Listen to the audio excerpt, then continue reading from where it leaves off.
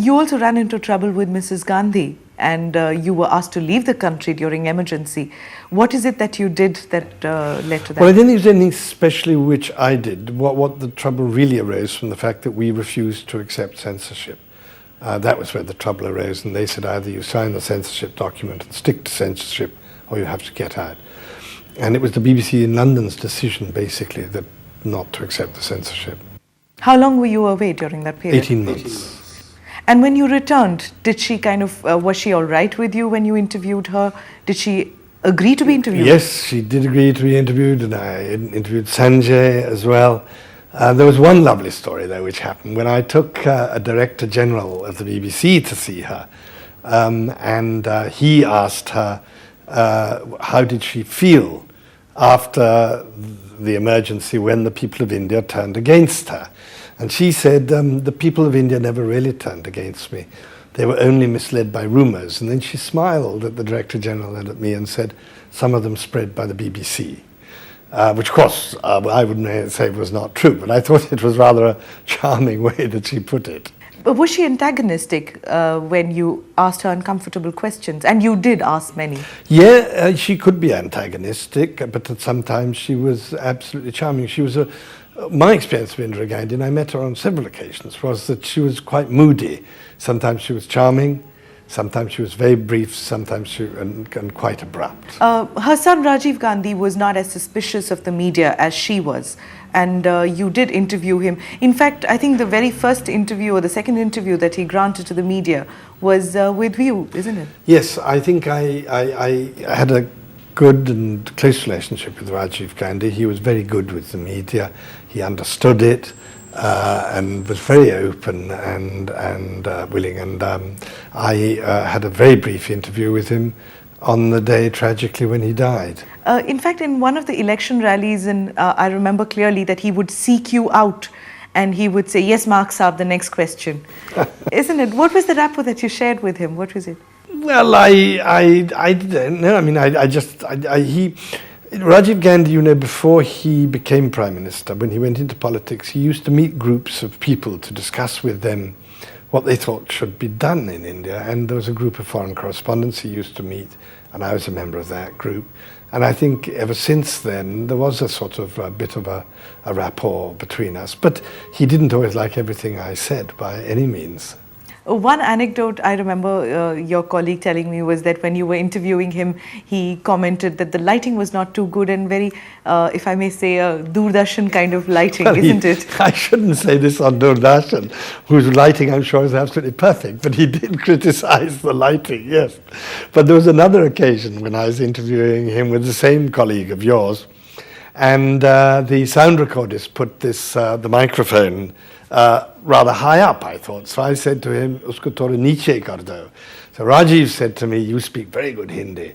I said to him, I don't. I wish I spoke much better Hindi. And he roared with laughter and said, so do I wish I did, which I thought was lovely.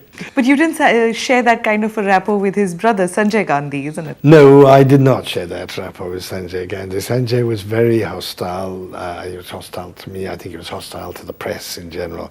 And I remember during the election, he once said that, all this propaganda about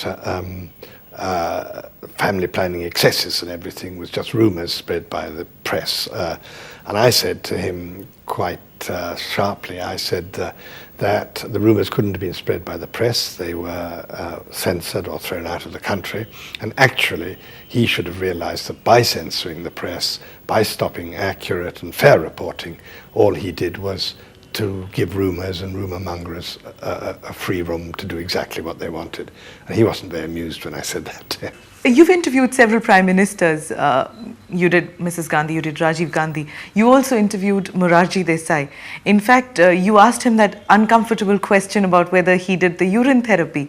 And he admitted in your interview, and that's how the entire world got to know about it. Where did you draw the line that you could ask a personal question and what was public knowledge?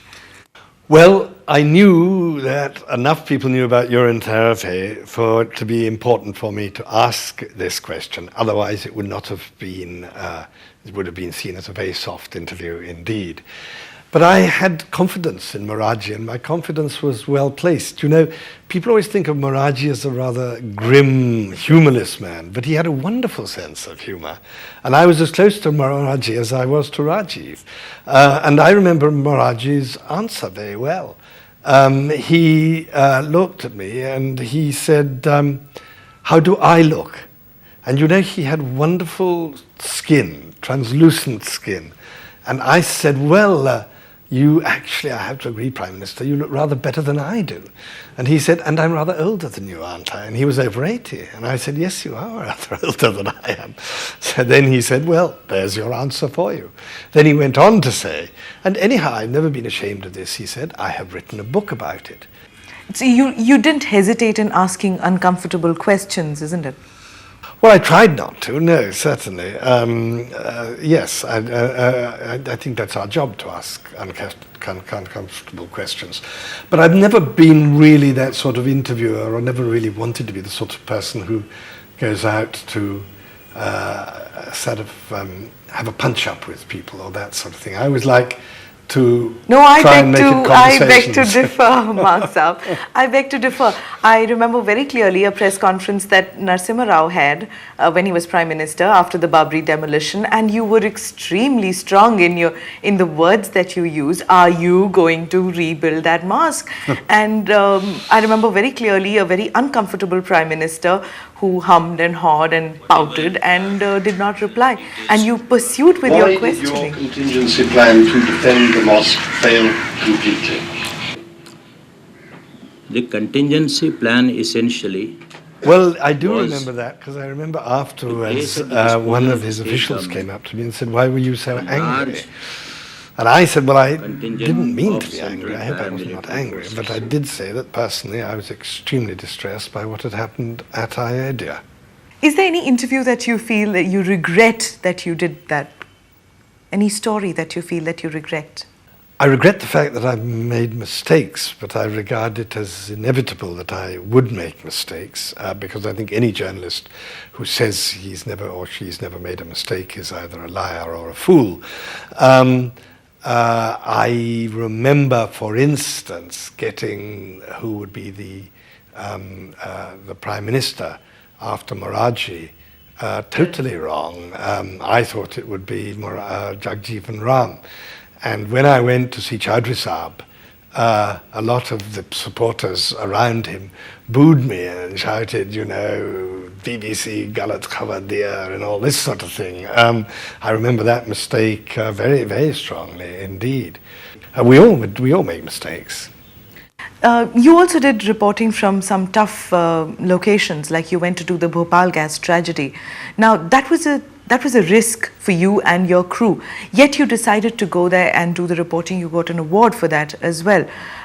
What makes you decide that I've got to go and do that regardless of what could happen to me? Well, I think it's just something you do. I mean, when I look back on it, it was probably an act of stupidity to go to Bhopal until we'd actually discovered what the gas was and whether there was any gas there still. But we didn't. We just went there, and I wasn't alone. And I think it's just something you do as a journalist, really. You know, you're not prone to thinking, what is the risk? What are the dangers of what I'm doing? I do think that I was irresponsible, and it wasn't up to me to risk anyone else's lives at Bhopal. I certainly shouldn't have risked the lives of the crew who I took there. By the time you did Bhopal, you'd put in almost 15 years in journalism experience, and one would think that by that time one is, not prone to shocks, cynical, but you did a lot of emotional reporting from there. Does it kill your senses to do strong reporting? No, I hope it doesn't. I think that's one of the most dreadful things which could happen to you if you became cynical. And I always had that awful feeling, sad feeling, you know, when you're involved in a tragedy and you see people who are really suffering, and then you go back to your hotel room or you go back somewhere comfortable, you come back home, you come back to Delhi, and you leave those people behind. And you feel a bit like a vulture or a carrion crow, which has come and sort of picked at other people's tragedies, done nothing for them, and then gone back again. I do feel we do something for them by bringing their tragedy to the attention of the world. Aid and other such things are brought in. We do act as something of watchdogs to make sure that the aid is properly distributed and that as much as possible can be done for them. But still, personally, I think one has to feel that sense of inadequacy and sadness and almost shame that you just go there, you photograph it, you write about it, you broadcast about it, and then you come back home and leave them to their suffering. Though you were born in India, you were sent to England to study, and in England you even wanted to become a priest at one point of time. And then maybe the loss of Christianity and the gain of journalism that you decided to move to the BBC. Tell us something about that period of your life. Well, I certainly did want to be a priest, and I don't see anything strange in that. Lots of people want to be priests, and some become priests, and priests are very valuable and important people. I didn't go ahead with it because it was decided that I was too wild, too indisciplined. I was very fond of drinking beer in public houses, and I think I would have made a very bad priest. But I still have a great admiration for priests. I have a great affection for my church. I have a great love of the liturgy of my church. As I say, perhaps if I had been a little bit more disciplined, a little better behaved, a little more confident that I wouldn't cause scandal for the church, I might have been quite a good priest, who knows. You've even talked about Hinduism, and in fact there was a lot of controversy about this when you said that India should wake up to its Hindu past and accept its Hindu past. You were called an RSS worker, a Shaka person. Can you tell us a little bit about that? Yes, indeed. Well, in fact, it's been one of my criticisms of this country that I think that there is such a thing in this country as secular fundamentalism, just as some people describe, rightly or wrongly, the RSS line as Hindu fundamentalism. And I think that there is a lack among the secularists of willingness to understand or to appreciate the greatness of Indian culture, which is related to Hinduism in some ways. Of course, all the other strains have come into Indian culture, and I think Islam has adopted to Indian culture as well. But you know, there's a great difficulty, which there is throughout the world, of people standing on one side or the other side. Either you're a secularist, you're an atheist, you're an agnostic, and religion is all rubbish, or else you get driven into the fundamentalist camp.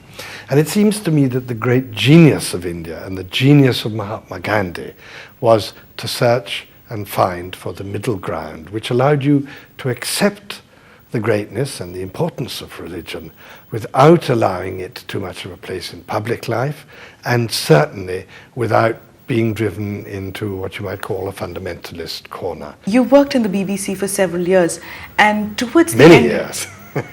Towards the end of your career, you ran into trouble with the organization. You went public with your conflict. What was it that led to that? Well, you see, this is a funny thing. You see, this is where, in a way, that Hinduism and fate helped me. What happened was this, that there was a lot of controversy going on about the new measures being taken by the new Director General, John Birt, or now Lord Birt. I personally felt that a lot of these measures were going too fast, too fast. And some journalists wrote a letter in the Times saying that the critics of John Birt were all wrong, that everything he did was absolutely right, and that the critics were leaking stories to the press because they were too cowardly to stand up and speak for themselves. Well, it happened to be my fate that I had been asked that year to give something called the Academy Lecture, which is a prestigious lecture in Britain.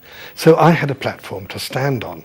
None of my colleagues who, along with me, felt the same way had the platform to stand on.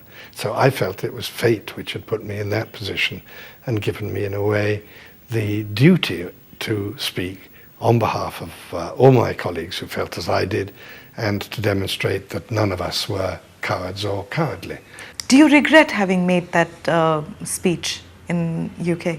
No, not at all. Not at all.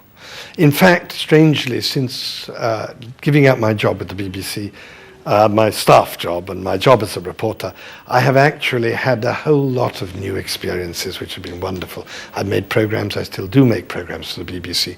I've changed direction. I've gone back, as we were talking earlier, to theology and those sort of things. And it's been wonderful for me, absolutely wonderful. And look at me now. Do I look sad? There's still confusion in the minds of many people who know you and who don't know you about your citizenship. Are you an Indian citizen? Are you a UK citizen? And what is your status? I am a British citizen. I was born a British citizen. I've remained a British citizen. And I've always said, people always ask me, are you more Indian than British? And I've always said that you can't be and undo your Britishness, which I wouldn't want to do anyhow. If you're born British, if you're educated as a Briton, if your first language is English, if your original culture is British, that stays with you all your life. So I would say that I'm a Briton who has been deeply influenced by India. And you can't take the Indian out of Mark Tully, isn't it? No, I don't think you can take the Indian out of me any more than you can take the British out of me either. You've reported for more than 3 years for the BBC, and often you've been accused of going native. How did you counteract these? How did you counter these accusations? I've been reported for 30 years really at the BBC. What I've always said is that I think that anyone who reports for any length of time on a country and has no sympathy for it will not do a good job. And I've argued that people like Alistair Cook, for instance, the famous correspondent from America, who is still reporting there at the age of 90, I've argued that if he can be an American citizen and go on reporting like that, and he was a British citizen originally, why don't people say that he has gone native? Why is it only when someone from India, from what was once a colony, becomes fond of a country, reports that country, stays on in that country, why should that be called going native? I think it's a touch of latent colonialism there when people say that. But if I was to argue on behalf of the devil, you were the South Asia correspondent and you reported on several India-Pak wars. How were you unprejudiced in such a situation? Well, I think that in the same way as that a British correspondent might be unprejudiced about reporting, I mean, as we've seen now, for instance, in the Falkland War, there was all this row about whether the British correspondents were too independent, that some people in Britain thought they should have been wholly on the side of the British forces, which they weren't. In the same way, I hope and think I have managed to report fairly from every country of this part of the world. And I have said publicly many times, and I say it again here and now, that when it comes to the Kashmir dispute, for instance, when it comes to the whole tragedy of Indo-Pakistan relations, I firmly believe, I've said this, I've reported this, that there are faults on both sides, and that it's absolutely wrong for anyone to think that any Indians to think that all the faults lie on the Indian side, or any Pakistanis to think that all the faults lie on the Indian side. In the 30 years that you reported from India, you didn't seek a job elsewhere. You didn't want to move out of Delhi to report out of India. Why was it that you didn't seek another job, or why didn't you want to report from another place? Because as a journalist, wouldn't it have added to your capabilities to report out of another country? I had to actively fight to stay here sometimes, quite often. No, you see, my view was slightly different perhaps to many journalists. In some ways, my interest in India was more important to me than journalism. I have never been one of those people who has thought that journalism is the be-all and end-all of the world. To me, it is just another profession. It has great privileges, great advantages, and it has disadvantages. But to me, there are more important things in life than journalism. And to me, certainly, India has become more important than journalism. In the 70s and the 80s, when you were reporting, you did your dispatches in English for BBC Radio. But in spite of that, even in small remote villages, people would know who Mark Tully was, even though they didn't probably understand your reporting. How do you explain this phenomenon? Well, it's a very simple explanation for this, and this is why I always say that this award which I've got and all the things which I've done are in many ways reflections and give credit to all those other people who worked with me. Because what used to happen was that my reports would be translated, you see, and broadcast on the Hindi service, the Bengali service, the Tamil service, the Nepali service, the Urdu service. So they would be heard in all these languages all around India. And as you know, in those days, there was no other media for people to listen to in this part of the world other than government-controlled media. So the BBC, no other local media, so the BBC was very important to them because we were an independent source of news. So that's how it happened. Was it easy to report when there was no competition? Yes and no. I mean, the problem, of course, with reporting from India back to India was that people would listen to your reports, people would criticize them, people would be angry sometimes, people would be pleased sometimes. So you had that added pressure on you, which most foreign correspondents didn't have. In the 70s and even in the early 80s, there was this antipathy towards journalism from politicians, from the powers that be. That has kind of changed now. Tell us about your experiences when you crossed the powers that be.